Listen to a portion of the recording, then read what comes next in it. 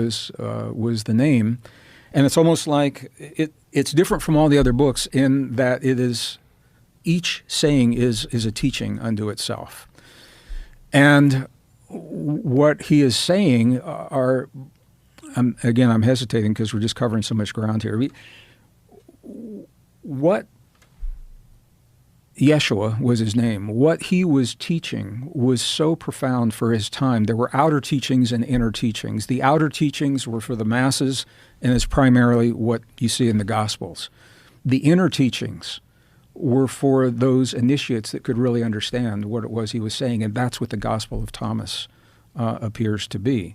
It did come from a later time. I don't think it invalidates that what it is that is being said in there. What is being said that's so controversial? Well, there's 114 sayings in there, but the bottom line, and this is one I think that is probably one of the most well-known, where he says, what you bring forth from within you will save you, and what you don't bring forth from within you will destroy you. He's saying there's a power inside of us that has to be expressed. And these texts are all about how we awaken that power. Okay, so the name, I'm going to use a word and then I'll define it. The name that is given to that power traditionally is called divinity, but it has nothing to do with religion. So that association is made because there are schools of divinity that make that, and they're great schools. They do great things.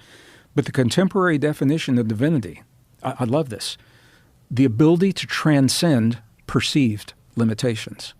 And that's it. So the ability to transcend, to become more than perceived. Joe, you and I, our listeners, we are living limits that probably aren't even real. We're living within limits that we have been indoctrinated to accept about ourselves. Divinity is our ability to become the best version of ourselves. Expressions of divinity, imagination. I mean, no other form of life can do what we do with imagination. And I want to talk about that in just a moment. It's more than just a picture in your mind. And an image in the mind is setting into motion a cascade of chemical effects in the human body that literally change us. We are changed in the presence of the right kind of imagination, and the books tell us how to do that. So imagination, creativity, innovation, empathy, sympathy, love, compassion, healing, forgiveness. These are expressions of human divinity. It's what sets us apart from all other forms of life. It makes us such powerful beings. The purpose of evil, and this might be the most important thing that we say today, because it's a nebulous concept, good and evil, until you give it a benchmark. The purpose of evil is to deny human divinity.